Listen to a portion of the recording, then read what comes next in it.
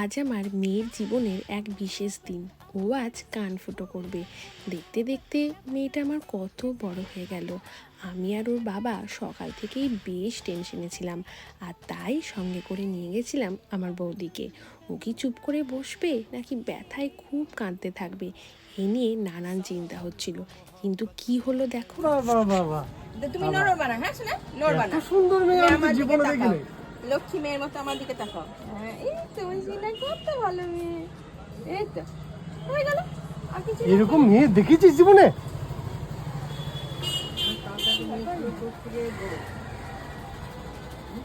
কি সুন্দর গো। যা করছো করো, কিন্তু কানটা না কাটলে হলো।